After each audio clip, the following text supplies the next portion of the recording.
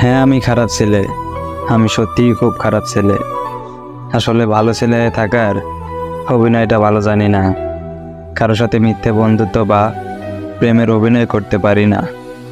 সোজা সাপটা কথা বলি, মুখের ভাষা খারাপ, পড়াশোনায় মোটামুটি, ইত্যাদি ইত্যাদি। সব ভালো ছেলের মাঝে আমি না হয় খারাপ হয়েই থাকি, এতে ক্ষতি হবে না, বরং কিছু ভালো ছেলের মুখোশটা টেনে তুলে দিতে পারবো।